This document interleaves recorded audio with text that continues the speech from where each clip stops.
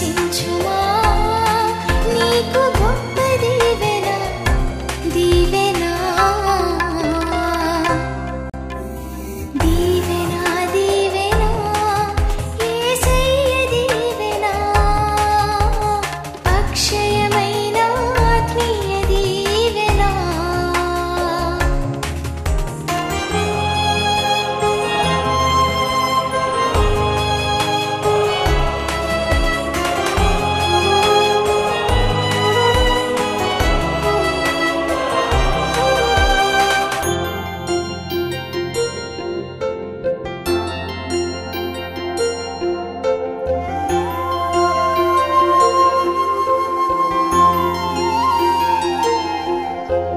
క్రీస్తును ఆశ్రయించిన దొరుకును శాంతి నిత్య జీవము నిత్య భాగ్యము యేసును ఆశ్రయించుము నీ కోటెలు దీవెన కలుగును నీ ప్రయత్నములన్నీయు సఫలమగును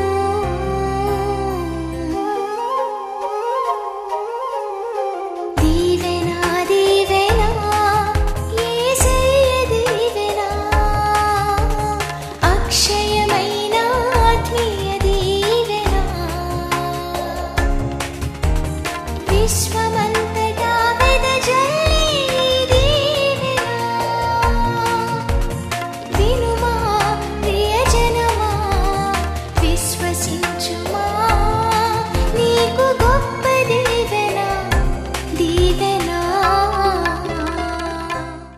నిర్గమకాండం 30వ అధ్యాయం 1వ వచనము నుండి దేవుని బిడ్డలారా, పరిశుద్ధుడైన ప్రవక్త అయిన మోషేకు దేవుడు ఆజ్ఞాపించిన విషయం. ప్రత్యక్ష గుడారమును గురించి మనకు తెలియని విషయము కాదు. ప్రత్యక్ష గుడారమునకు 3 ముఖ్యమైన స్థలాలు ఉన్నాయి. బాహ్యావరణం, పరిశుద్ధ స్థలం, అతి పరిశుద్ధ స్థలం.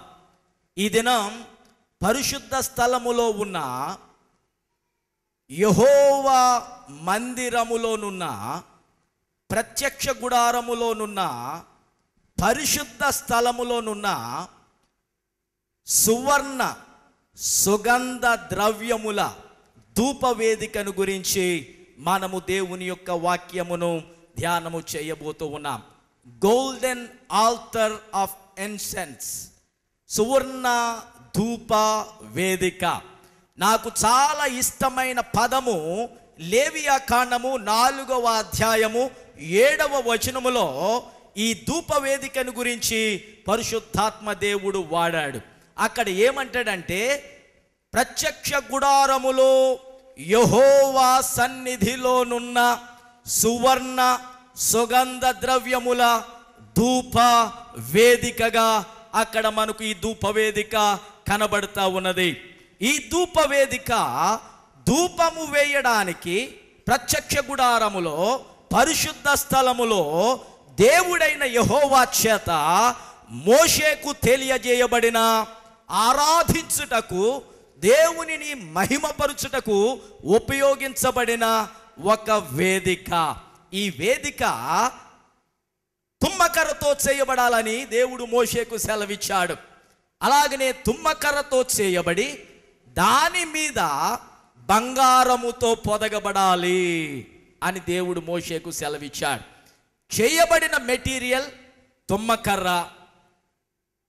రెండోది, దాని మీద పొదగబడిన ఆ యొక్క మెటీరియల్ ఏంటంటే బంగారం.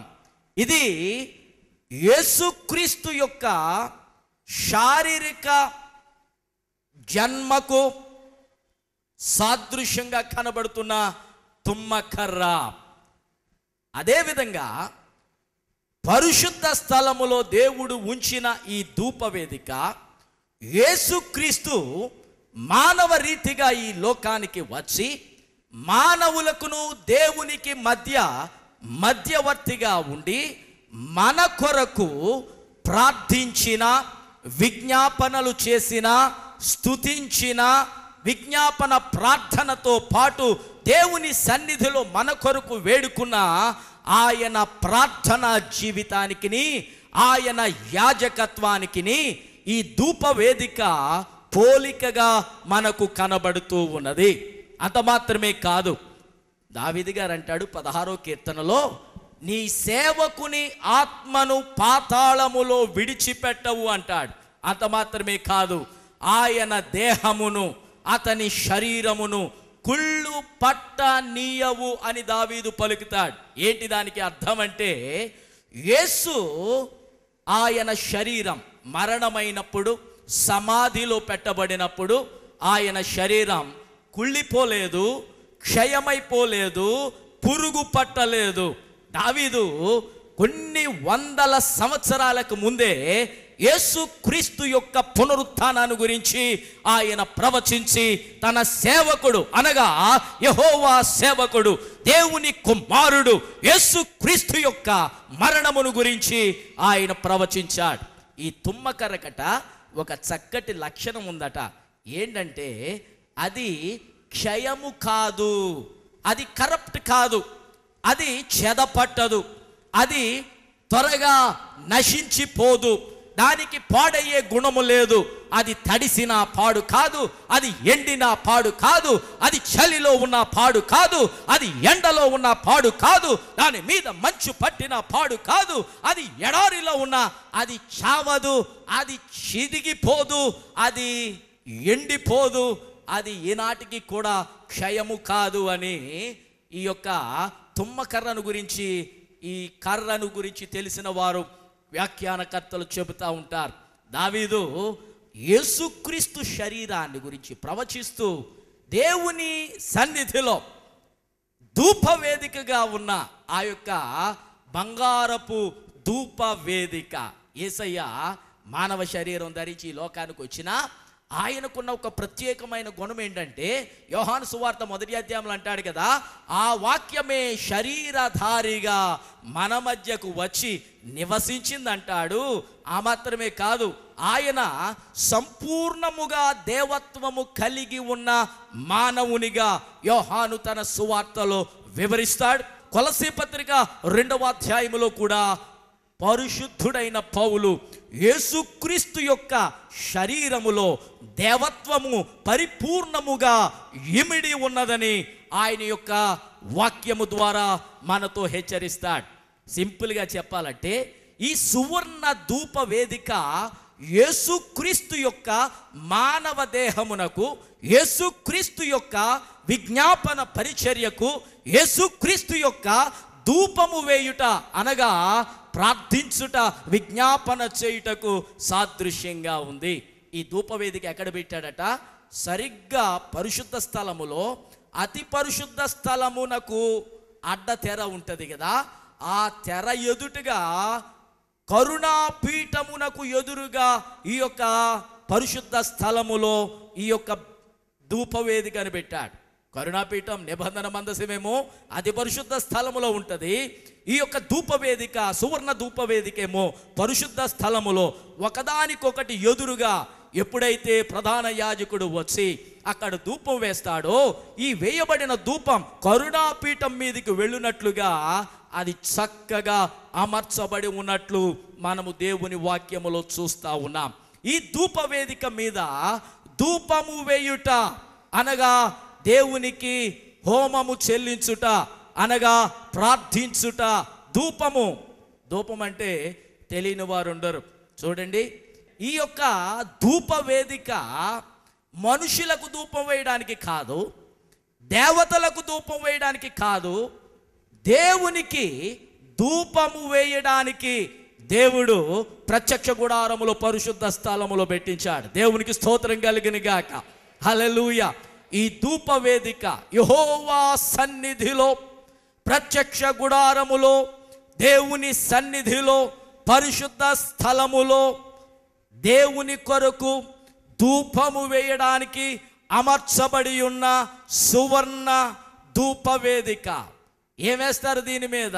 సుగంధ ద్రవ్యములు దేవునికి అర్పణ చేస్తారు. ఈ యొక్క ప్రత్యక్ష గుడారములో ఉన్న ప్రతి విధమైన ఉపకరణం, ప్రతి విధమైన స్థలం, ప్రతి విధమైన ఆరాధన, ప్రతి విధమైన ఉపకరణముతో పాటు పరిచర్య రాబోవుచున్న పరలోకములో ఉన్న నూతన యెరూషలేములో ఉన్న దేవుని రాజ్యములో జరగబోతున్న ఆరాధనకు పోలికగా, చిహ్నముగా, సాదృశ్యముగా మనకు కనబడుచూ ఉన్నది. ధూపవేదిక దగ్గరకు ఎవరు పడితే వారు వెళ్ళడానికి వీలు లేదు. ధూపం ఎవరు పడితే వారు వేయడానికి వీలు లేదు. ఆ విషయానికి వస్తే పరిశుద్ధ స్థలములో ఎవరికి పడితే వారు వెళ్ళడానికి వీలు లేదు. యాజకుడు మాత్రమే, అహరోను సంతతి వారు మాత్రమే, ప్రధాన యాజకుడైన అహరోను మాత్రమే నియమించబడిన దినమున అతడు పరిశుద్ధ స్థలమునకు వెళ్ళి ధూపము వేయవలెనని దేవుడైన యెహోవా మోషే ద్వారా ఆజ్ఞాపించి ఉన్నాడు. ప్రభునందు ప్రియులారా, 30వ అధ్యాయము నిర్గమకాండములో దేవుడు మోషేకు ఆజ్ఞాపించాడు, నీవు ఒక ధూప వేదికను చేయవలెను. దేవునికి స్తోత్రం కలిగిన గాక. హల్లెలూయా. నిర్గమకాండములో మనకు ధూప వేదిక కనబడుతుంది. ఈ ధూప వేదిక ప్రార్థనకు సాదృశ్యంగా కనబడుతూ ఉంది. అంత మాత్రమే కాదు, మానవులమైన మనలను దేవుడు రక్షించి తన రక్తము చేత కడిగి శుద్ధీకరించిన తరువాత మనము చేయు ప్రార్థనకు కూడా ఇది సాదృశ్యముగా ఉన్నది. చూడండి, 141వ కీర్తనలో కీర్తనకారుడు అంటాడు, నేను ప్రార్థన చేయుట నీకు ధూపముగాను, నేను చేతులెత్తుట సాయంకాల నైవేద్యముగాను ఉండుగాక అని ప్రార్థన చేస్తాడు. ఆయన ప్రార్థనట ధూపంగా ఉందంట. దేవునికి స్తోత్రం కలిగిన గాక. ఎలా ఉంది? ప్రార్థన ధూపం, చేతులెత్తుట సాయంకాల నైవేద్యం. దేవునికి స్తోత్రం చెల్లించండి అందరూ. హల్లెలూయా. ఆరాధనలోనికి మనం వచ్చి ఎందుకు చేతులెత్తుతాం? ఎందుకు చేతులెత్తి మనం ఆరాధన చేస్తాం? ఆయనను స్తుతించడం కొరకు, ఆయనను మహిమపరచడం కొరకు, ఆయనను కొనియాడడం కొరకు, ఆయనకు ఈ యొక్క ఆత్మీయ ధూపం వేయడం కొరకు మనము చేతులెత్తి ఆయనను మనము స్తుతిస్తూ ఉంటాం. చేతులెత్తడం, ఆరాధన చేయడం. ఇక్కడ దేవుడైన యెహోవా మోషేతో అంటున్నాడు, చూడండి, నిర్గమకాండం 30వ అధ్యాయం, ధూపము వేయుటకు నీ ఒక వేదికను చేయవలెను, తుమ్మకర్రతో నీవు దానిని చేయవలెను. దేవునికి స్తోత్రం కలిగిన గాక. హల్లెలూయా, హల్లెలూయా. అంత మాత్రమే కాదు, 7వ వచనములో అహరోను ప్రతి దినము ప్రొద్దుట దాని మీద పరిమళ ద్రవ్యముల ధూపము వేయవలెను. అహరోను ఎవడంటే ప్రధాన యాజకుడు. ధూపం వేయవలసింది ప్రధాన యాజకుడు. చూడండి, ఈ యొక్క ప్రధాన యాజకుడైన అహరోను యేసుక్రీస్తు యొక్క ప్రధాన యాజకత్వానికి పోలికగా మనకు కనబడతా ఉన్నాడు. దేవుని వాక్యములు అంటది, అహరోను తప్ప ఎవడును ఆ యొక్క నైవేద్యం, ఆ యొక్క ధూపం దేవునికి అర్పణ చేయకూడదు. అహరోను తప్ప అన్యుడెవరు పరిశుద్ధ స్థలమును చేరకూడదు. అహరోను యొక్క కుమారులు తప్ప అన్యుడెవరు ఆ యొక్క స్థలమును చేరకూడదు అని దేవుని యొక్క వాక్యం అంటారు. ప్రకటన గ్రంథంలో కూడా చూస్తే సువర్ణ పాత్రలు 24 మంది పెద్దల యొక్క చేతుల్లో సువర్ణ పాత్రలు కనపడతాయి. ఆ 4 జీవులు 24 మంది పెద్దలు వారి చేతుల్లోనంట వీణెలు ఉన్నాయంట. అలాగనే పరిశుద్ధుల యొక్క ప్రార్థనలతో కూడిన సువర్ణ పాత్రలు ఉన్నాయట. ప్రకటన గ్రంథం 5వ అధ్యాయం 8వ వచనం చూడండి. ఈ పాత్రలు పరిశుద్ధుల యొక్క ప్రార్థనలు. ఈ రోజుల్లో సంఘాల్లో పెద్దలే పెత్తనాలు చేయడానికి బయలుదేరుతారు తప్ప దేవుని ఎదుట సాగిలపడి ప్రార్థనలు చేయడానికి, ధూపం వేయడానికి, ఉపవాస దీక్షలు ప్రార్థన చేయడానికి, ఉపవాసముతో దేవుని సన్నిధిలో కనిపెట్టడానికి, దేవునికి అంగలార్చి దేవునికి నైవేద్యం అర్పించడానికి ఈ రోజుల్లో సంఘ పెద్దలు కనబడరు చాలా సంఘాల్లో. దేవుని బిడ్డలారా, పరలోకమందు దేవుని యొక్క సన్నిధిలో వధింపబడిన దేవుని గొర్రె పిల్ల యొక్క సన్నిధిలో 24 మంది పెద్దలు తమ సింహాసనములను దిగి ఆయన ఎదుట సాగిలపడి వారి చేతుల్లో పాత్రలు ఉన్నాయట. దేవునికి స్తోత్రం కలిగిన గాక. అవి సువర్ణ పాత్రలు, గోల్డెన్ వెసల్స్. ఏమున్నాయి ఆ పాత్రలో? పరిశుద్ధుల యొక్క ప్రార్థనలు. మనం వేసే చందా పైకి వెళ్దాం, వేసే కానుకలు పైకి వెళ్ళవు, వేసే బియ్యం పైకి వెళ్ళవు, లేకపోతే మనం చేసే దాన ధర్మాలు పైకి వెళ్ళవు. ఒకటే వెళ్తుంది పైకి. ఏంటి చెప్పండి? దినానికి ఎంతసేపు నువ్వు ప్రార్థనలో గడుపుతున్నావు? ఎంతసేపు దేవునితో నువ్వు మాట్లాడుతున్నావు? మనుషులతో నువ్వు ఎంతసేపు మాట్లాడతావు? న్యూస్ పేపర్లు ఎంతసేపు చదువుతావు? టీవీ ఎంతసేపు వింటావు? క్రికెట్ కామెంటరీ ఎంతసేపు వింటావు? నీవు చూచిన ఆ క్రికెట్ గురించి ఎంతసేపు నీ స్నేహితులతో, నీ బంధువులతో, నీ యొక్క ఫ్యామిలీ మెంబర్స్తో ఆ క్రికెట్ మ్యాచ్ గురించి ఎందుకు నెగ్గారు, ఎందుకు ఓడిపోయారని సొంత వ్యాఖ్యానం చేస్తావు. అదే సమయంలో నిన్ను ప్రశ్న వేసుకుంటే ఎంతసేపు నీ దేవునితో నీవు మాట్లాడుతున్నావు? నీవు దేవునితో మాట్లాడినదే ప్రార్థన. అదే రేపొద్దున పరలోకములో నీ పేరు పిలువబడినప్పుడు అక్కడ చెబుతాడు, ఇన్ని గంటలు, ఇంతసేపు, ఇన్ని సంవత్సరాలు ఫలానా వ్యక్తి కన్నీరు కార్చాడు, ఇంత కన్నీరు కార్చాడు, ఇన్ని గంటలు ప్రార్థన చేశాడు. నీ పేరు పిలువబడినప్పుడు నీ చరిత్ర అంతా అక్కడ కనపడుతుంది పరలోకంలో. దేవునికి స్తోత్రం కలిగిన గాక. ప్రకటన గ్రంథం 8వ అధ్యాయం 5వ వచనం నుంచి, ఆ ధూప ద్రవ్యముల పొగ పరిశుద్ధుల ప్రార్థనలతో కలిసి దూత చేతిలో నుండి పైకి లేచి దేవుని సన్నిధిని చేరెను. దేవుని బిడ్డలారా, ఈ ధూపం ప్రార్థనలకు సాదృశ్యం.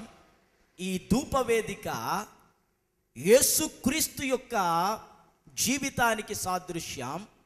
ఆ సుగంధ ద్రవ్యములు యేసుక్రీస్తు యొక్క వ్యక్తిత్వానికి సాదృశ్యం.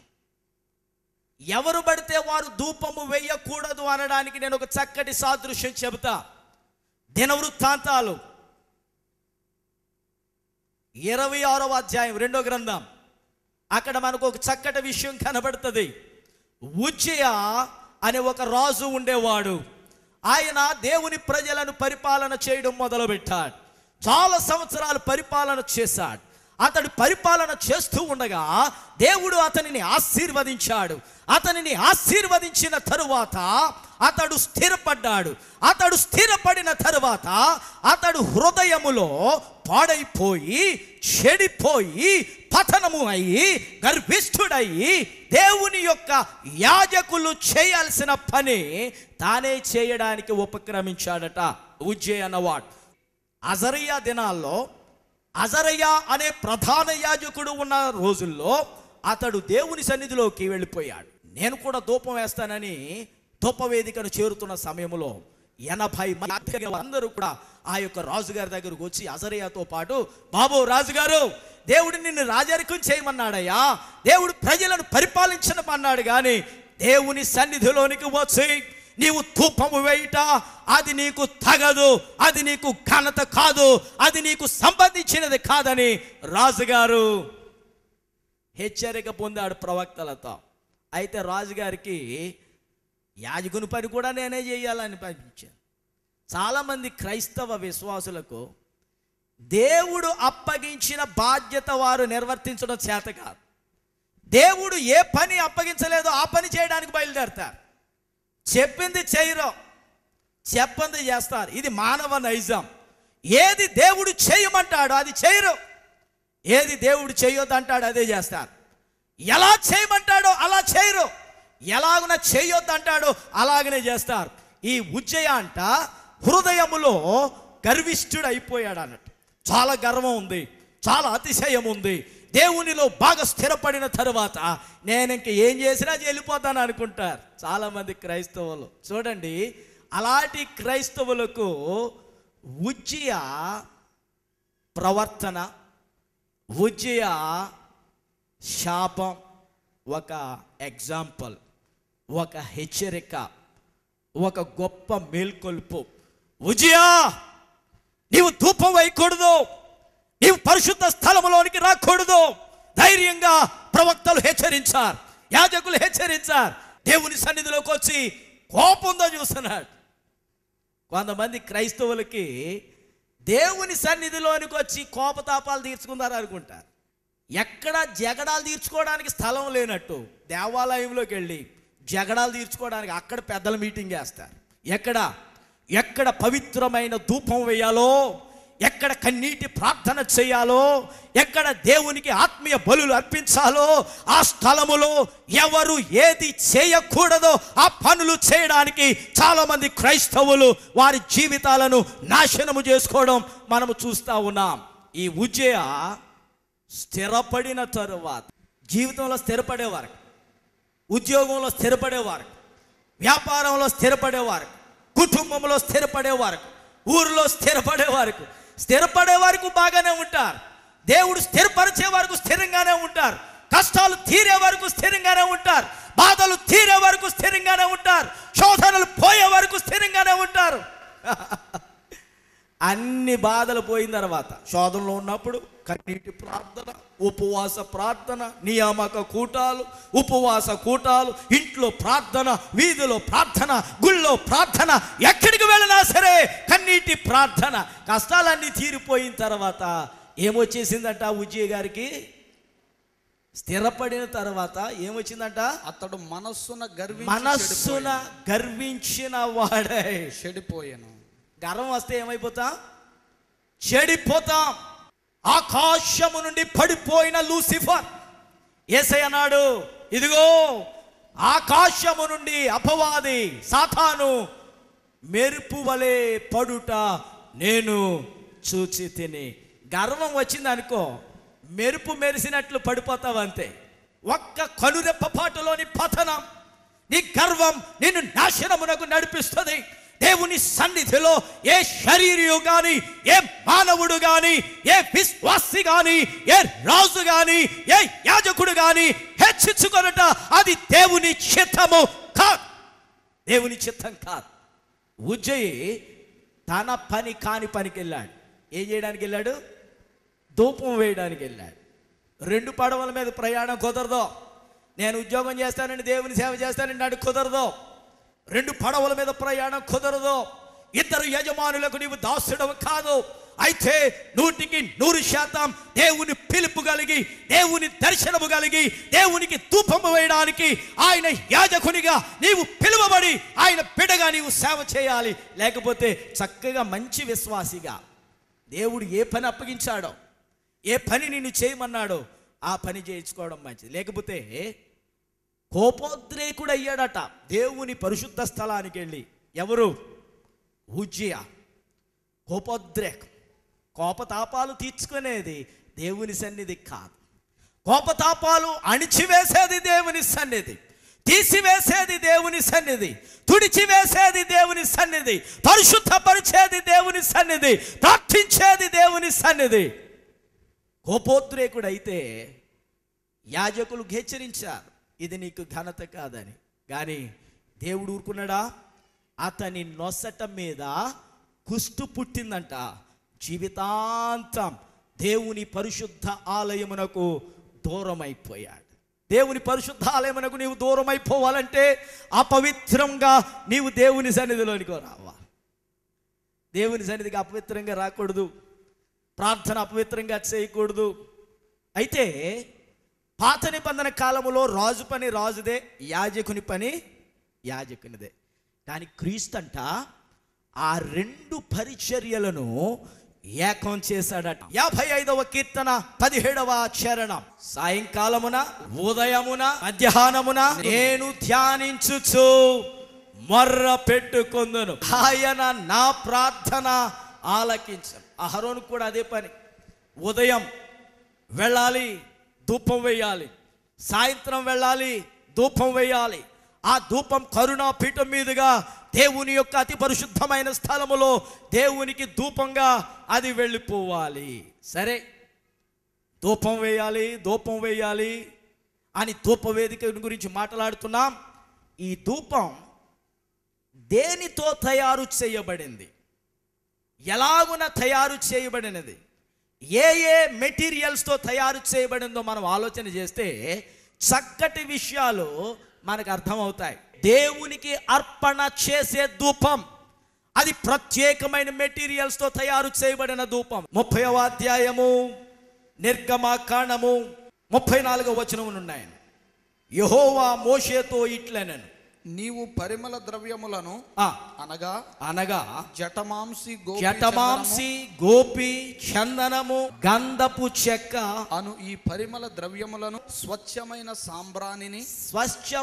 సాంబ్రాణి. అక్కడ 3 ముఖ్యమైనవి కనబడుతున్నాయి. జటమాంసి, గోపి, చందనము, గంధపు చెక్క, సాంబ్రాణి, 3 ముఖ్యమైనవి కనబడుతున్నాయి. ఆ 3 పరమ తండ్రికి, యేసుక్రీస్తునకు, పరిశుద్ధాత్మకు, త్రిత్వానికి సాదృశ్యంగా కనబడుతున్నాయి. ఈ 3 సమపాళ్లలో కలపాలి, సమపాళ్లలో మేళివించాలి, సమపాళ్లలో మిక్స్ చేయాలి.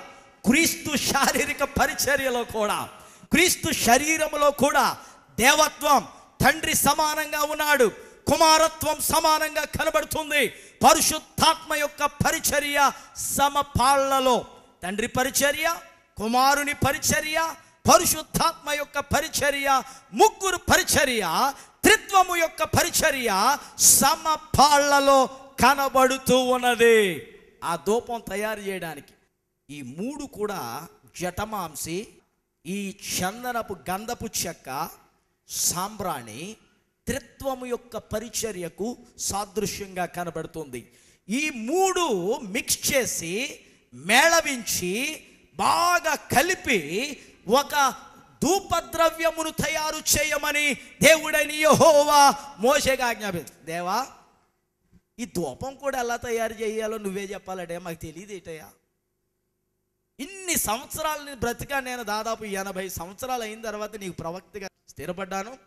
ఇప్పుడు కూడా ధూపం వేయడం గురించి ఏమేమి కలపాలో, ఎలా కలపాలో, ఎవరు కలపాలో, ఎవరు సూచించాలో, ఏ పాత్రలు వాడాలో, ఎన్ని ఔన్సులు వాడాలో, ఎంత భాగము వాడాలో అది కూడా నువ్వే చెప్పాలయ్యా అంటే, దేవునికి ఒక ప్రత్యేకమైన గుణం ఉంది. ప్రతిదీ కూడా ఆయన ఇష్టము చొప్పున జరగాలనుకుంటాడు. ఆయన చిత్త ప్రకారం జరగాలనుకుంటాడు. ఏ పాత్ర, ఏ పనిముట్టు, ఏ ఉపకరణం దేవుడు చెయ్యమని చెప్పినా అది దేవుని కొలతల ద్వారా, దేవుని ఇష్ట ప్రకారం, దేవుని చిత్త ప్రకారం మోషే ప్రత్యక్ష గుడారములో చేశాడు గనక దేవుని మహిమ, దేవుని సన్నిధి, దేవుని యొక్క ఆత్మ అక్కడకు దిగి వచ్చి ఉన్నాడు. నీ ఆరాధన దేవునికి ఇష్టమైనదిగా ఉండాలంటే, నీ ప్రార్థన దేవునికి ఇష్టమైనదిగా ఉండాలంటే, నీ స్తుతి యాగం దేవునికి ఇష్టమైనదిగా ఉండాలంటే, నీ కుటుంబ ఆరాధన దేవునికి ఇష్టమైనదిగా ఉండాలంటే, ఆయన మాట ప్రకారం, ఆయన చిత్త ప్రకారం, ఆయన ఉద్దేశ ప్రకారం, ఆయన ప్రణాళిక ప్రకారం నీవు చేయడం నేర్చుగా. దేవునికి తెలుసు ఏది ఎంత కలిపితే అది సత్యమునకు దగ్గర అవుతుందో, ఆయన చిత్తానికి దగ్గర అవుతుందో, ఆయన ఉద్దేశ ప్రకారం ఉంటుందో, అది నీకు మేలుకరంగా ఉంటుందో, అది నీకు దీవెనకరంగా ఉంటుందో, అది సంఘమునకు క్షేమమా కాదా అన్నది పరమ తండ్రికి ఆయనకు తెలుసు.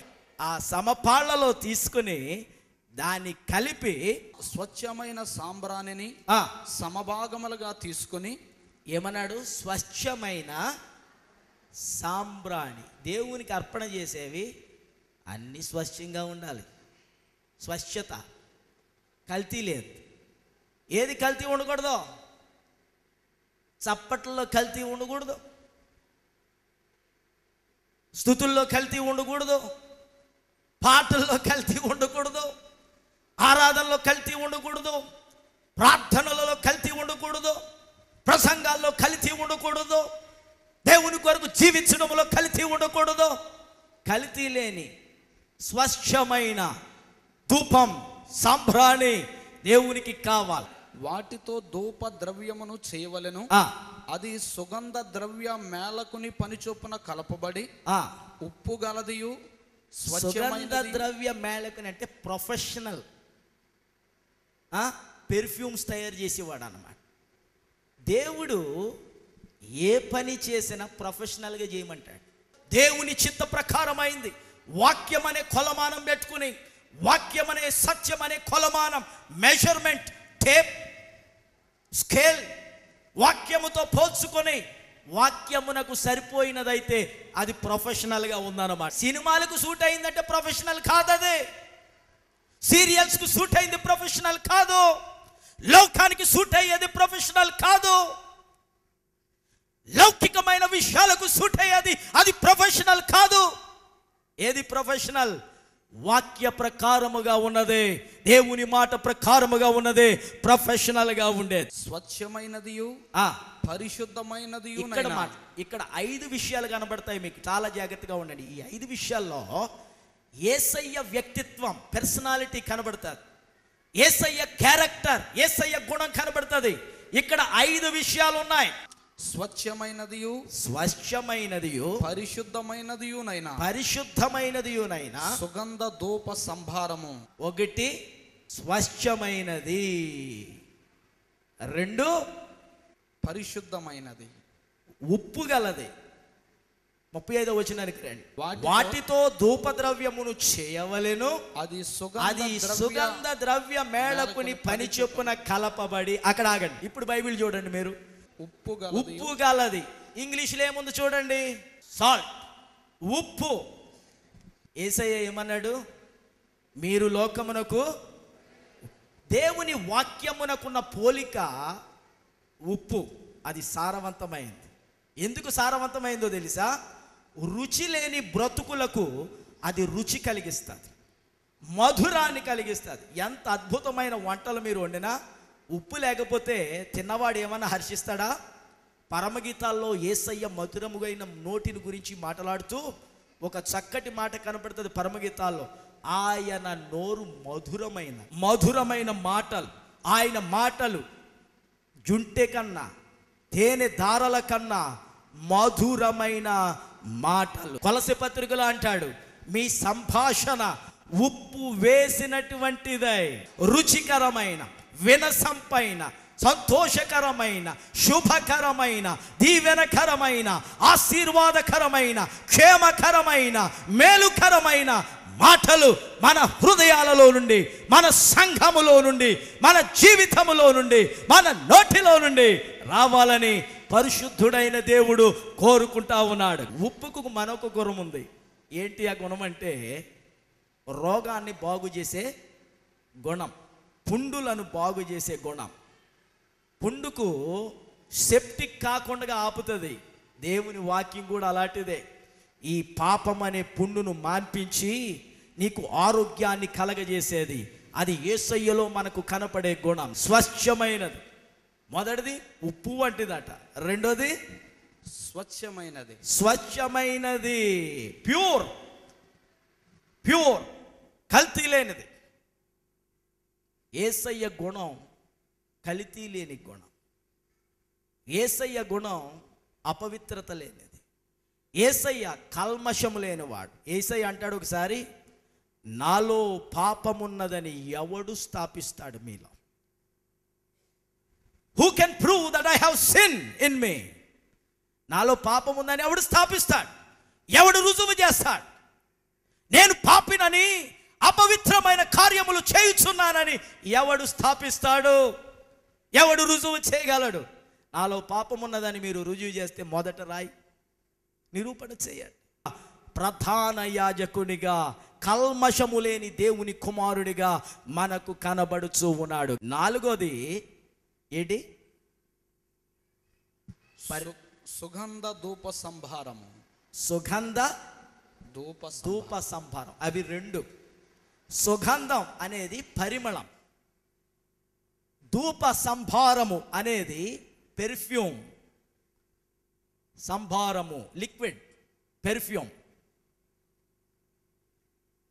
పరిమళ వాసన ఇచ్చేది యేసయ్య క్యారెక్టర్, పరిమళ వాసన.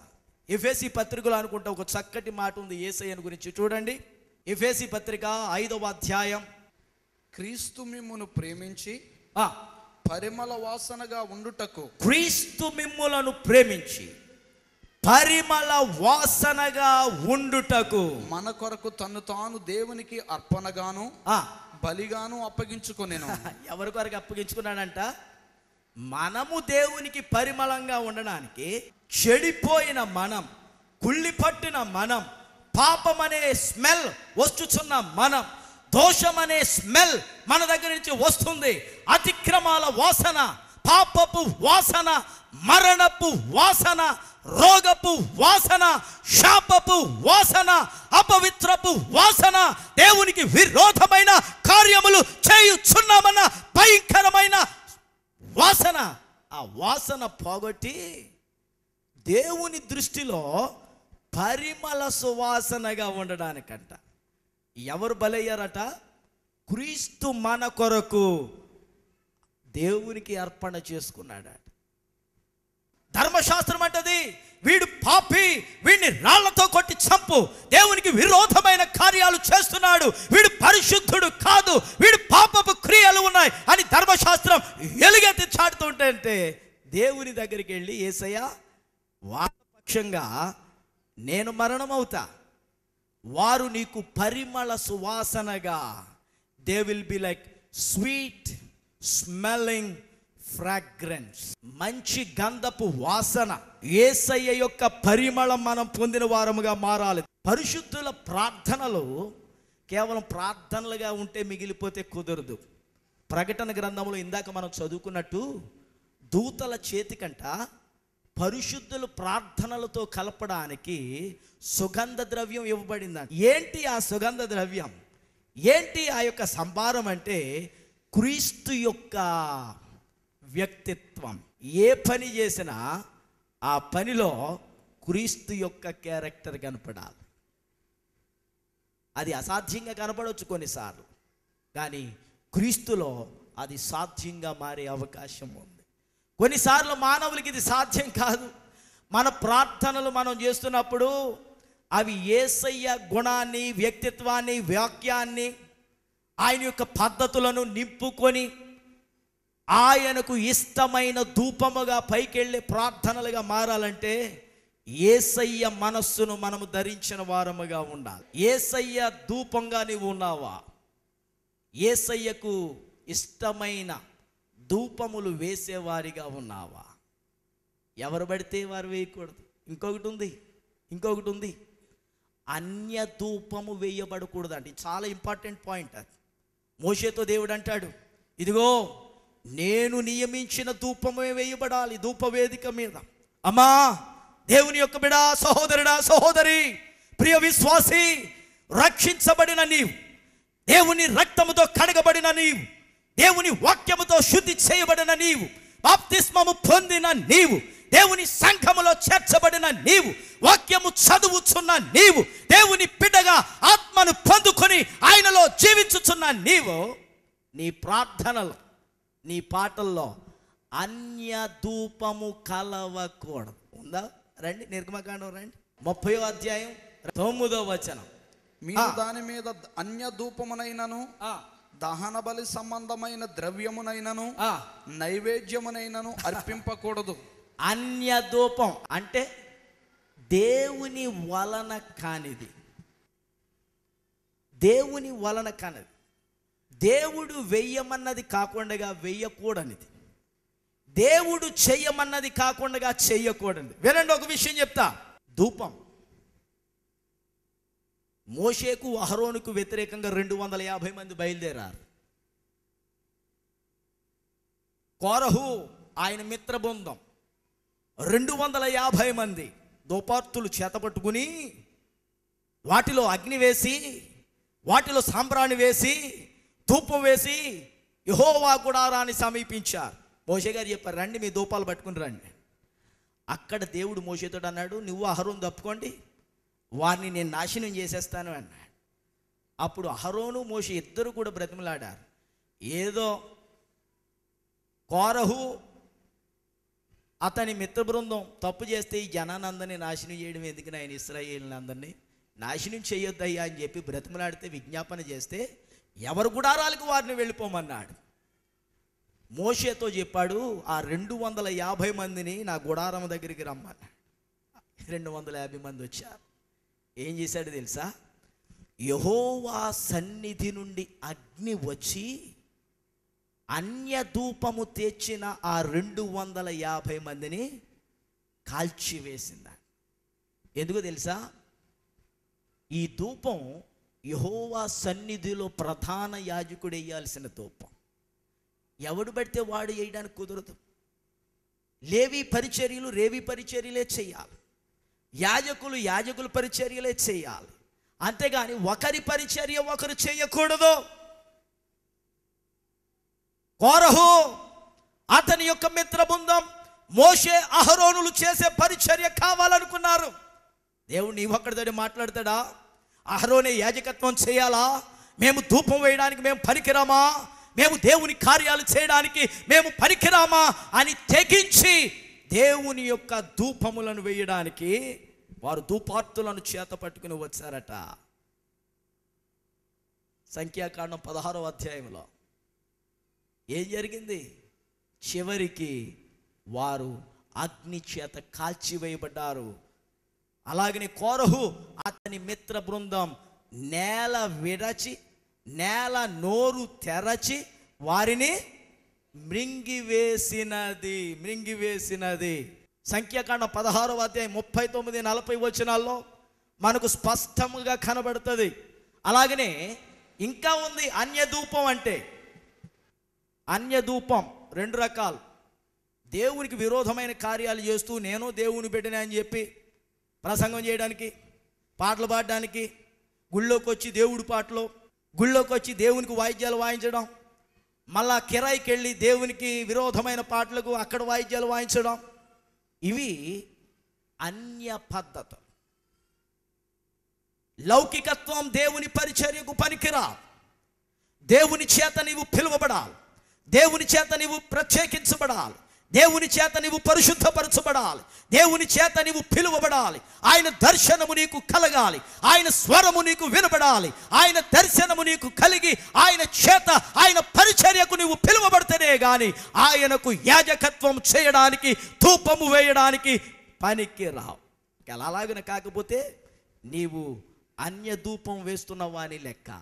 అన్య ధూపానికి ఇంకొక అర్థం కూడా ఉంది. చూడండి, ద్వితీయోపదేశకాండం 18వ అధ్యాయం 9వ వచనము నుండి. నీ దేవుడైన యెహోవా నీకిచ్చుచున్న దేశమున నీవు ప్రవేశించిన తరువాత ఆ జనముల హేయ కృత్యములను నీవు చేయ నేర్చుకొనకూడదు. దేవుడు నిన్ను ఏదో ఒక దేశానికి తీసుకెళ్ళి అక్కడ స్థిరపరుస్తాడు. అక్కడ అందరూ దేవుని బిడ్డలుండరు. మీ వీధిలో అందరూ దేవుని బిడ్డలుండరు. ఇదిగో నీవు దేవుడిచ్చి ఆ దేశంలోనికి వెళ్ళిన తర్వాత అక్కడ ఉన్న వారిలో కొంతమందికి దేవుని వ్యక్తిత్వానికి, దేవుని చిత్తానికి విధేయత లేని విరోధమైన గుణాలు కొన్ని ఉన్నాయి. తన కుమారునైనను తన కుమార్తెనైనను అగ్నిగుండము దాటించి కొంతమంది క్రైస్తవులకు ఇలాంటివి కూడా అలవాటు ఉన్నాయి. అగ్నిగుండాలు దాటించడం, అన్య పద్ధతులు అగ్నిగుండం దాటించడం, శకునము చెప్పు సోదిగానినైనను మేఘ శకునములను గాని సర్ప శకునములను గాని చెప్పువానినైనను. శకునాలు, ముహూర్తాలు. ఇల్లు కట్టుకున్నామండి, ఏ టైంలో అడుగు పెడితే బాగుంటుందండి? పిల్లకి పెళ్లి చేద్దాం అనుకున్నా అండి, తాళి ఏ టయానికి కట్టిస్తే బాగుంటుంది? ఇది బయట వాళ్ళకి కాదు, క్రైస్తవులకు ఉన్న పెద్ద తెగులైపోయింది. ఇప్పుడు ముహూర్తం ప్రకారం ఫౌండేషన్ స్టోన్ వేయాలి, ముహూర్తం ప్రకారం గుమ్మం ఎత్తాలి, అన్ని ముహూర్తం ప్రకారమే.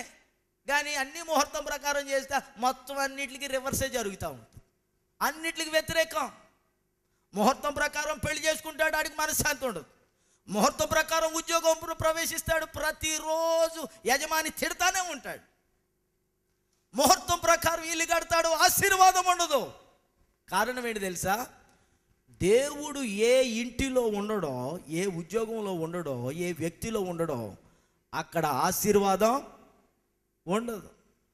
ఎన్నైనా ఉండొచ్చు, కానీ యేసయ్య లేకపోతే ఎన్ని ఉన్నా నువ్వు ఎన్ని గంటలైనా ప్రార్థన చేయొచ్చమ్మా. శుక్రవారం తలంటుకొని, శనివారం తలంటుకొని, నియామక కూటాలు ఎన్నైనా చేయొచ్చు, కానీ ఈ 5 గుణాలు యేసయ్యలో ఉన్న గుణాలు, స్వచ్ఛమైన గుణాలు, పరిశుద్ధమైన గుణాలు, నిత్యమైన గుణాలు, పరిమళ సువాసన వచ్చేటి గుణాలు, అవి నీ ప్రార్థనకు జోడి కావాలి. అవి జోడైతేనే ఈ ధూపం ఆ పరిశుద్ధుడైన దేవుని యొక్క సన్నిధికి ధూప వేదిక మీద నుండి వెళుతుంది. వెళ్ళే ధూపం ఆయనకు అంగీకారముగా కనబడతాము.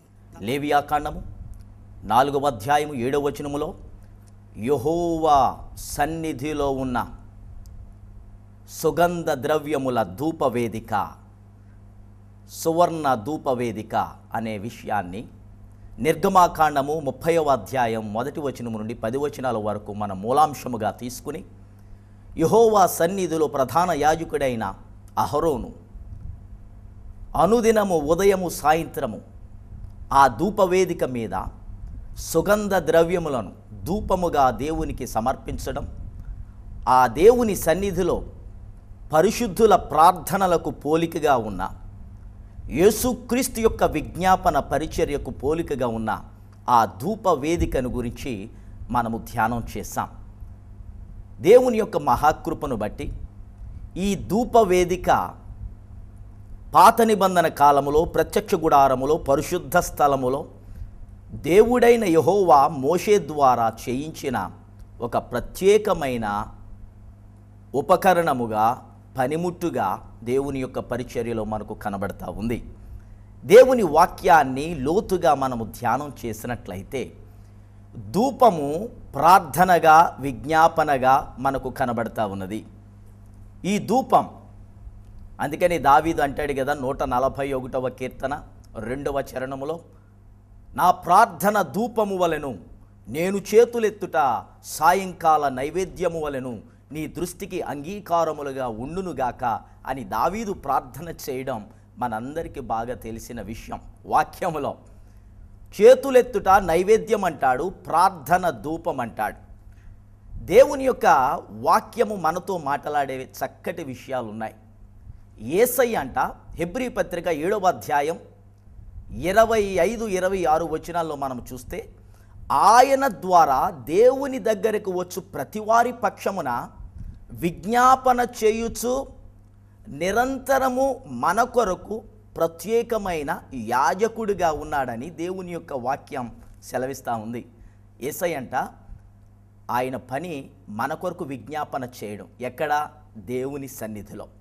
రోమాపత్రిక 8వ అధ్యాయం 25-26 వచనాలు మనం చూసినట్లయితే అక్కడ మనకు కనబడే ఒక చక్కటి విషయం ఏంటంటే, దేవుని సంఘములో యేసుక్రీస్తు తన స్వరక్తమిచ్చి సంపాదించిన పరిశుద్ధమైన జీవము కలిగిన దేవుని సంఘములో సంఘము పక్షముగా ప్రార్థించడానికి దేవుడు ఒక ఆదరణకర్తను పెట్టాడు. దేవుని వాక్యం అంటుంది కదా, రోమాపత్రిక 8వ అధ్యాయం 25-26 వచనాలు నేను చదువుతాను చూడండి. ఏమని ఉంటుందంటే, ఆత్మ తానే మన బలహీనతలను చూసి సహాయము చేయుచూ ఉన్నాడట. ఎవరు? ఆత్మ ఏం చేస్తున్నాడు? సహాయం చేస్తున్నాడు. మన కొరకు దేవుని పక్షంగా, మన పక్షంగా దేవుని సన్నిధిలో ఉచ్చరింపశక్యము కాని మూల్గులతో ఆయన మనలో నుండి దేవునికి మొర్రపెడుతున్నట్లు అక్కడ మనకు కనబడతా ఉంది. చదువుతూ ఉన్నాను చూడండి. రోమపత్రిక 8వ అధ్యాయం 26వ వచనం, అటువలే ఆత్మయు మన బలహీనతలను చూచి సహాయము చేయుచు ఉన్నాడు. ఎలయనగా మనము యుక్తముగా ఎలాగు ప్రార్థన చేయవలెనో మనకు తెలియదు గాని ఉచ్చరింపశక్యము కాని మూల్గులతో ఆ ఆత్మ తానే మన పక్షముగా విజ్ఞాపన చేయుచు ఉన్నాడు. ఎంత చక్కటి మాట! చాలామంది క్రైస్తవులకు, దేవుని యొక్క పిల్లలకు ప్రార్థన చేయడం రాదు. అందుకని వారి సంఘంలోకి వెళ్ళి పాస్టర్ గారు ఏ మాట పలకమంటే ఆ మాట పలుకుతారు, ఏ ప్రార్థన పలకమంటే ఆ ప్రార్థన పలుకుతారు. చిలకకు మాటలు నేర్పిన రీతిగా చాలామంది పాస్టర్లు విశ్వాసులకు చిలక పలుకులు వంటి ప్రార్థనలు నేర్పిస్తారు. దేవునికి కావలసింది బట్టి చేసే ప్రార్థనలు కాదు. దేవునికి కావలసింది వారి ప్రార్థన వీరి ప్రార్థన కాదు. దేవునికి నీ హృదయములో నుండి వచ్చే ప్రార్థన. అందుకనే శిష్యులు అడిగారు, యేసయ్యా మాకు తండ్రితో మాట్లాడడం నేర్పు, మాకు ప్రార్థించడం నేర్పు, టీచర్స్ టు ప్రే. ఎలాగున మేము ప్రార్థన చేయాలో మాకు తెలియదయ్యా, నీవైతే ఉదయం మధ్యాహ్నం సాయంత్రం రాత్రివేళ వేకువజామున నీవు ఏకాంతంగా వెళ్ళి అరణ్యములో అలాగనే ప్రత్యేకమైన స్థలాల్లో నీవు తండ్రితో సంభాషిస్తూ ఉన్నావు. నీవు తండ్రితో ఎలాగున సంభాషిస్తున్నావో మేము కూడా అలాగున సంభాషించులాగున మాకు చక్కగా ప్రార్థన చేయడం నేర్పయ్యా అని శిష్యులు ఆయనను అడిగారు. మనకు సహాయం చేయడానికి, మన పక్షంగా విజ్ఞాపన చేయడానికి దేవుని సంఘములో యేసుక్రీస్తు ఆదరణకర్తను నియమించారు. ఆయనంట మన పక్షంగా మనలో ఉండి ఉచ్చరింప సఖ్యము కాని మూల్గులతో ఆయనే విజ్ఞాపన చేస్తున్నాడట. ఎలా ప్రార్థన చేయాలో తెలియదని దేవుని దగ్గర ఒప్పుకుంటే ఆయన మనలోనికి పరిశుద్ధాత్మను పంపిస్తాడు. కనిపెడితే ఆత్మ ద్వారా నింపబడిన వారి ప్రార్థనా జీవితం ప్రత్యేకంగా ఉంటుంది. ఆత్మ ద్వారా నింపబడిన వారి యొక్క విశ్వాస జీవితం, ఆత్మీయ జీవితం, వాక్యపు అనుభవం, వారి యొక్క ప్రవర్తన, వ్యక్తిత్వం, జీవిత విధానం, ప్రతి యొక్క చర్య కూడా ఒక ప్రత్యేకమైన రీతిలో దేవుని యొక్క తలంపులను కలిగినదిగా ఉంటుంది అని మనకు తెలుసు. ఇక్కడ ఆత్మ మన బలహీనతలను చూచి సహాయం చేసే పరిశుద్ధాత్మగా మనకు కనబడతా ఉన్నాడు. ఆయనే మనలో నుండి దేవునికి ఇష్టమైన రీతిలో ఆయన చిత్త ప్రకారమైన ప్రార్థనలు, ఆయన వాక్య ప్రకారమైన ప్రార్థనలు, ఆయనను సంతోషపరిచే ప్రార్థనలు, ఆయనకిష్టమైన ప్రార్థనలు మనలో నుండి చేయిస్తాడు.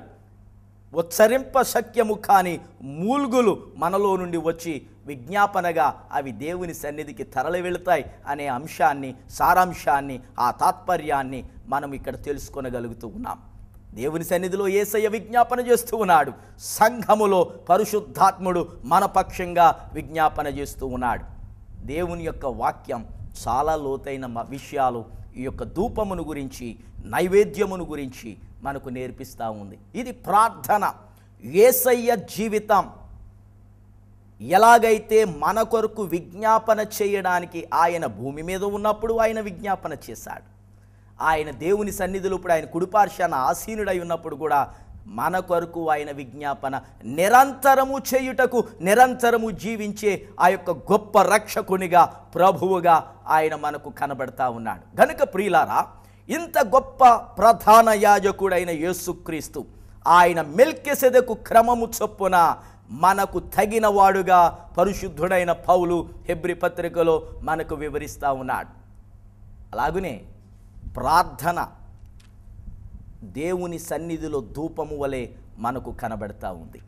దేవుని సన్నిధిలో చేతులెత్తి ఆయనను స్తుతించడం, చేతులెత్తి ప్రార్థన చేయడం, చేతులెత్తి చప్పట్లు కొట్టి ఆయనను మహిమపరచడం, అది దేవునికి ఇంపైనదిగాను ఇష్టమైనదిగాను మనకు కనబడతా ఉంది దేవుని యొక్క వాక్యములో. అందుకనే దావీదు అంటాడు, నా ప్రార్థన నీ సన్నిధిలో ధూపముగా ఉండాలి. అంటే ధూపము ఎలాగైతే చక్కగా నిరాటంకంగా అనుక్షణము ఆ యొక్క పొగ వెళుతూ ఉంటుందో, ఆ ధూపము వెళుతూ ఉంటుందో, కంటిన్యూస్గా ఏ విధమైన ఇంటరప్షన్ లేకుండా, ఏ విధమైన బలహీనత అడ్డు రాకుండా, అనుదినం అనుక్షణం ఎక్కడ ఉన్నా, ఏ పని చేస్తూ ఉన్నా దేవుడు మనతో ఉన్నాడని, ఆయన సన్నిధి మనతో ఉందని, ఆయన సన్నిధిలో మనం ఉన్నామని, ఆయన మనల్ని చూస్తూ ఉన్నాడని, ఆయన ఆత్మ మనల్ని నడిపిస్తున్నదని, మనకు ఏ అవసరత ఉన్నా, ఏ సమస్య ఉన్నా, ఏ యొక్క తెగులు ఉన్నా, ఏ శోధన ఉన్నా, ఏ బాధ ఉన్నా, ఏ వ్యాధి ఉన్నా, ఏ యొక్క ఇబ్బందిలో మనం ఉన్నా, ఏ లోటులో మనం ఉన్నా, ఏ క్లిష్టమైన పరిస్థితుల్లో ఉన్నా, ఏ దేశములో ఉన్నా, ఏ స్థితిలో ఉన్నా, ప్రార్థిస్తే ఆ ప్రార్థన ధూపం వలె కంటిన్యూస్గా దేవుని సన్నిధికి వెళితే ఆయన తప్పనిసరిగా జవాబు ఇస్తాడు. అది ఆయన యొక్క హృదయానికి ఇంపైన ప్రార్థనగాను, ఆయనకు పరిమళ సువాసనగాను. ఎందుకంటే మనము ధ్యానము చేసిన రీతిగా యేసయ్య ఆయన చిత్త ప్రకారము చేసిన ప్రార్థన ఆయన నాసికా రంధ్రములో చక్కటి సువాసనగా, పరిమళ వాసనగా, ఇంపైన వాసనగా, దేవునికి ఇష్టమైన ప్రార్థనగా ఉండాలి మనము చేసే ప్రార్థన. అలాగే ఉంటుంది వాక్య ప్రకారము చేసే ప్రార్థన, ఆత్మ ప్రేరేపణను బట్టి చేసే ప్రార్థన.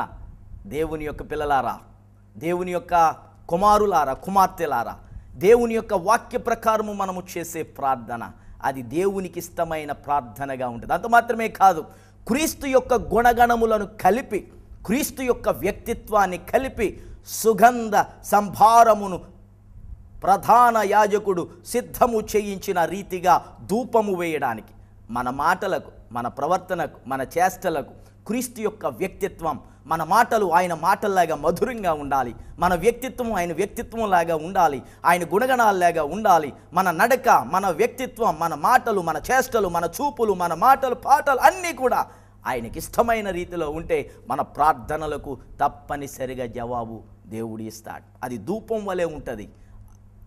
పాపపు కంపు, శాపపు వాసన, మరణ వాసన, దేవునికి విరోధమైన కార్యాలు అనే భయంకరమైన పాపపు కంపు కొడుతున్న నీవు యేసు రక్తము చేత కడగబడినప్పుడు దేవుని ఆత్మ నీలోనికి వచ్చి నిన్ను దేవునికి ఇంపైన బిడ్డగా, సుగంధ సంభారము దేవుని ధూపం మీద నుండి దేవుని సన్నిధిలోనికి వెళ్ళినప్పుడు దేవుడు ఎంతగా సంతోషించేవాడో అలాంటి అనుభూతి దేవునికి కలిగిస్తుంది నీ ప్రార్థన, నీ వ్యక్తిగత ప్రార్థన జీవితం.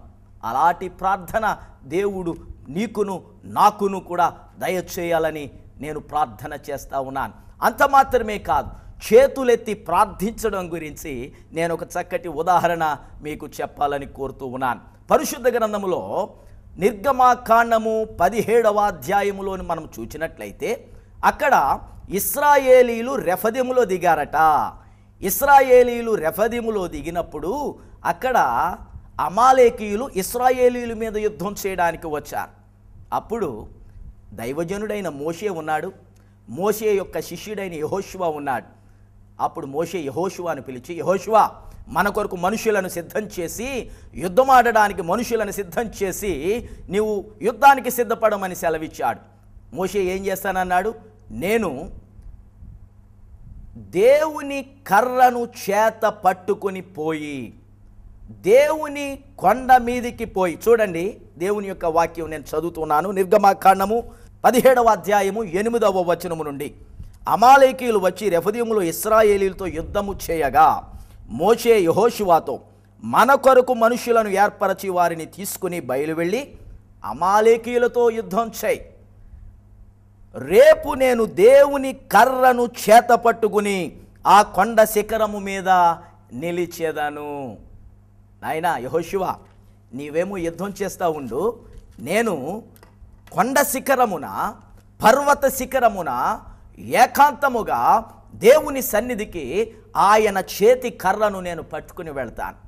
అక్కడ అంటున్నాడు మోషే, దేవుని చేతి కర్ర.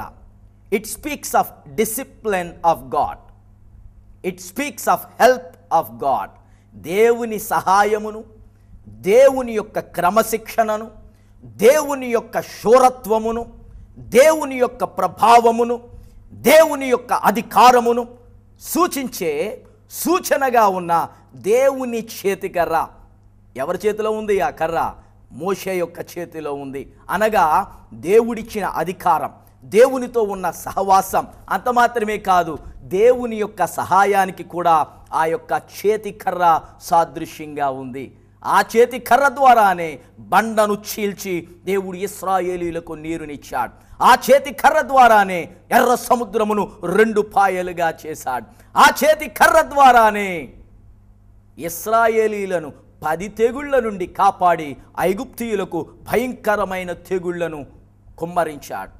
ఆ అధికారం, ఆ దండం, ఆ చేతి కర్ర అది మోషేది కాదు, అది అహరోనుది కాదు, అది దేవుని చేతిలో పడ్డ కర్ర. అనగా దేవుని సాధనం. దేవునికి నీవు ఇంపైన బిడ్డగా ఉన్నప్పుడు, దేవునికి నీవు ప్రత్యేకమైన వ్యక్తిగా ఉన్నప్పుడు, దేవుని దృష్టిలో నీవు ప్రత్యేకపరచబడి ఆయన సంతానముగా, ఆయన బిడ్డగా నీవు ఉన్నప్పుడు ఆయన నీకు అధికారం ఇస్తాడు. ఎప్పుడు కావాలంటే అప్పుడు దేవుని సన్నిధికి ఆ అధికారంతో నువ్వు వెళ్ళొచ్చు. దేవా, ఇదిగో మా ఇశ్రాయేలీయులు యుద్ధంలో ఉన్నారు, నేనైతే నీ యొక్క సహాయం కోరడానికి ఈ శిఖరం మీదకి వచ్చాను అని చెప్పి ప్రార్థిస్తూ అక్కడికి వెళ్ళి మోషే ఏం చేశాడంట, చేతులెత్తి ఉంచే సమయములో ఆయన చేతులెత్తి ఉంచినంతసేపు ఇశ్రాయేలీయులు గెలిచారట.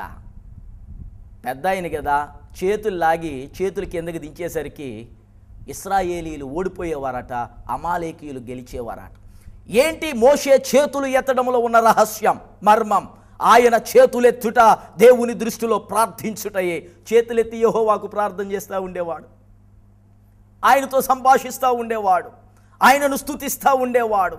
ఆయన ప్రార్థన చేతులెత్తుట ద్వారా దేవుని సన్నిధికి వెళ్ళింది. చాలాసేపు నేను చేతులు ఇలా పైకెత్తి ఉంచలేకపోతున్నాను అని దించివేసే సమయంలో ఒక ప్రక్కని అహరోను గారు, మరొక ప్రక్కని హూరు అనే వ్యక్తి ఇద్దరు వచ్చి మోషే చేతులను ఆదుకొనగా సూర్యుడు అస్తమించు వరకు కూడా మోషే తన చేతులను ఎత్తి ఇశ్రాయేలీయులకు జయం వచ్చే వరకు కూడా ప్రార్థనలో ఉన్నట్లు ఆ యొక్క తాత్పర్యం, ఆ సత్యాన్ని మనము గ్రహించగలం. చేతులెత్తుటలో ఉన్న మర్మం, చేతులెత్తి ప్రార్థన చేయుట. దేవుని సన్నిధిలో, నాయన మా బలం కాదు నీ బలం, మా సామర్థ్యత కాదు నీ సామర్థ్యత, మా చిత్తం కాదు నీ చిత్తం, ఐ సరెండర్ మై సెల్ఫ్.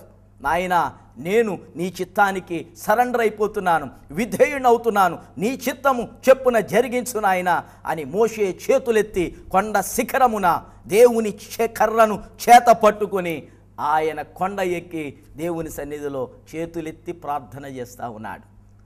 ఈ ప్రార్థన నీకును క్రైస్తవ సంఘానికి మాదిరికరమైన ప్రార్థన. చాలామంది దేవుని సన్నిధికి వచ్చి బైబిల్ పట్టుకురావడానికే సిగ్గుపడిపోతారు, చాలామంది పాట పాడడానికి సిగ్గుపడతారు, హల్లెలూయా స్తోత్రం చెప్పాలంటే ఏదో పాపం చేసినట్టు వారి ముఖంలో ఫీలింగ్ కనబడుతుంది. చాలామంది క్రైస్తవులకు చప్పళ్ళు కొట్టడం అంటే చాలా సిగ్గు, వాళ్ళ స్టేటస్ అడ్డొచ్చేస్తుంది. వాళ్ళ ఫ్రెండ్స్ ఏమనుకుంటారో, వాళ్ళ ఫ్యామిలీ ఏమనుకుంటారో, వాళ్ళ కొలీగ్స్ ఏమనుకుంటారో, లేకపోతే ఇంకేదన్నా, లేకపోతే ఏమీ లేకపోతే గర్వం అహంభావం అడ్డొచ్చేస్తూ ఉంటాయి. ప్రభు ఆరాధించడానికి అడ్డంగా మన యొక్క అహంభావం, మన యొక్క గర్వం అడ్డొచ్చేస్తూ ఉంటుంది. అలాంటి వారికండి దేవుని కార్యాలు దొరకవు, దేవుని అద్భుతాలు జరగవు. మోషే, మీరందరూ యుద్ధం ఆడండి, నేను రెస్ట్ తీసుకోవాలి, నాది పెద్ద వయసు కదా, మీరు యుద్ధం ఆడండి అని చెప్పి వారిని పంపించేయలేదు. మోషే, మీరు చేయవలసిన పని మీరు చేయండి, మీరు యుద్ధానికి వెళ్ళండి, మీరు యుద్ధం ఆడండి, శత్రువుల మీద దాడి చేయండి, నేను నా దేవుని సన్నిధిలో మీ పక్షంగా విజ్ఞాపన చేస్తున్నానని యేసయ్య మన పక్షంగా చేస్తున్న విజ్ఞాపనకు పోలికగా మోషే పరిచర్య అక్కడ కనపడతా ఉంది. మోషే ఇశ్రాయేలీయుల కొరకు దేవుని సహాయం కోరాడు. ఇందాక మనము చదివిన రోమాపత్రిక 8వ అధ్యాయంలో 26వ వచనములో ఆత్మ తానే మన బలహీనతలను చూచి సహాయము చేయుచున్నాడన్న మాట చదివాం ఇది వరకు. సహోదరుడా సహోదరి, మోషే చేతులు లాగినప్పుడు అహరోను హూరు వచ్చి ఆయన్ని ఆదుకున్నారట. ఇప్పుడు నీ ప్రార్థనలో ఎవరు నిన్ను ఆదుకోవక్కర్లా, ఎవరు నిన్ను మరి ప్రార్థించు అని చెప్పి నీ చేతులు పట్టుకొని దేవుని సన్నిధిలో నిన్ను ఆదుకోవాల్సిన పని లేదు. పరిశుద్ధాత్ముడు అనే ఆదరణకర్త యేసయ్య ద్వారా మనకు పంపించబడ్డాడు. ఆయన ఆదుకుంటాడు, ఆయన సహాయం చేస్తాడు. నీవు అలసిపోయినప్పుడు, నీవు సమ్మసిల్లినప్పుడు, నీకు కష్టం వచ్చినప్పుడు, నీవు నష్టపడ్డప్పుడు, నీకు ఏమి చేయాలో, ఎలాగున ప్రార్థన చేయాలో దిక్కు తోచని స్థితిలో నీవు ఉన్నప్పుడు పరిశుద్ధాత్ముడు ఉచ్చరింప శక్యము కాని మూల్గులతో ఆయన ప్రార్థించడం, మనలో నుండి చేయడం మాత్రమే కాకుండా బలహీనతలలో మనలకు సహాయం చేసి మనలను ప్రభువు యొక్క బిడలుగా బలపరచడానికి పరిశుద్ధాత్మ దేవుడు మనకు సహాయకుడిగా ఉన్నాడు. మరొక చక్కటి మాట, మోషే సూర్యుడు అస్తమించు వరకు కూడా ఆయన అలాగూ చేశాడట. ఏంటి తెలుసా? నీ జీవితములో సూర్యుడు అస్తమించు వరకు నీవు ప్రార్థన మానకూడదు. That is the true meaning of it.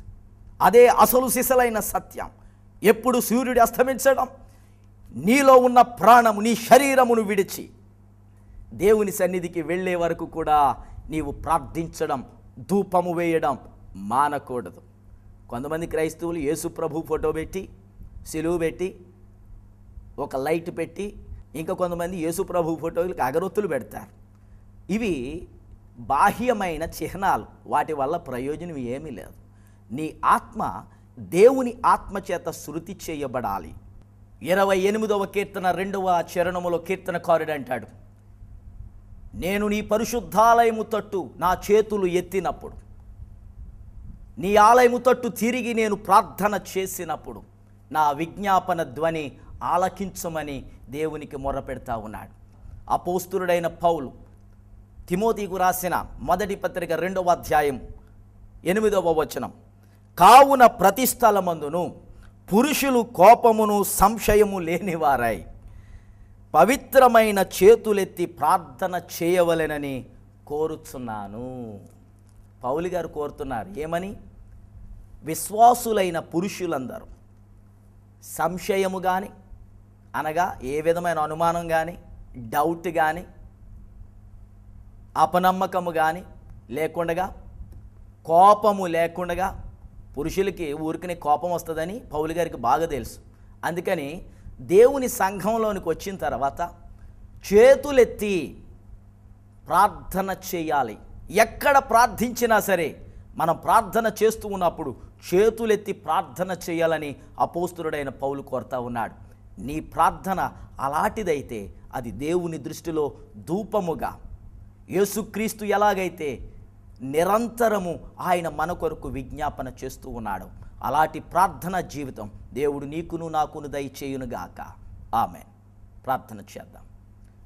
మా పరమ తండ్రి, ఇదిగో మరొక్క మారు నీ కృపా సింహాసనాన్ని చేరుతూ ఉన్నాం. యేసయ్యా, ధూపవేదికను సాదృశ్యముగా తీసుకుని ప్రార్థించుట, విజ్ఞాపన చేయుట మా గురించి, మా కుటుంబాలను గురించి, సంఘములను గూర్చి, సమస్యలతో బాధపడుతున్న వారి గూర్చి, ఇతరుల యొక్క బలహీనతలను, ఇతరుల యొక్క కష్టాలను, సమస్యలను మా విజ్ఞాపన ప్రార్థనలుగా మేము ఎంచుకొని ఇతరుల యొక్క క్షేమము కొరకు, సంఘముల క్షేమం కొరకు, కుటుంబముల క్షేమము కొరకు దేవా నీవు మాకు చూపించిన మాదిరిగా మేము కూడా విజ్ఞాపన చేయడానికి మాకు కృపను అనుగ్రహించమని ప్రార్థిస్తూ ఉన్నాను. ఇదిగో ఈ వాక్యము వినుచున్న ఈ కుటుంబం కొరకు ప్రార్థిస్తూ ఉన్నాను. ఈ కుటుంబములో ప్రార్థించే ఆత్మను పుట్టించి ఆదరణకర్తను వారిలోనికి పంపించి విజ్ఞాపన కర్తలుగా, ఆశీర్వాదమునకు వారసులుగా ఈ బిడ్డలను తీర్చిదిద్దండి.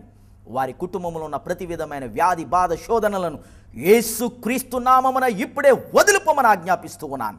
నీ వెలుగును అక్కడ ప్రకాశింపచేయండి, చీకటిని పారద్రోలండి, శపితమైనది ఆ గుడారము నుండి తీసివేయండి. యేసు నామమున ఈ కుటుంబాన్ని విజ్ఞాపన కర్తలుగా తీర్చిదిద్దమని ప్రార్థిస్తూ ఉన్నాను. తండ్రి, నీ రక్తము ప్రోక్షించి నీ బిడలుగా ఈ బిడలను తీర్చిదిద్దండి. ప్రార్థించే బిడలుగా, ప్రార్థించే కుటుంబముగా నాయన నీ కృపలిచ్చి నడిపించమని ప్రార్థిస్తూ ఉన్నాను. యేసుక్రీస్తు దివ్యనామమున అతి వినయముతో అడుగుతూ ఉన్నాను మా పరమ తండ్రి. ఆమెన్. మన పరమ తండ్రి అయిన దేవుని ప్రేమ, రక్షకుడును మన ప్రభు అయిన యేసుక్రీస్తు వారి యొక్క కృప, పరిశుద్ధాత్మ దేవుని యొక్క అన్యోన్య సహవాసం, దేవుని బిడలారా ప్రభు రాకడ పర్యంతము సదాకాలము మీకు తోడయుండునుగాక. ఆమెన్.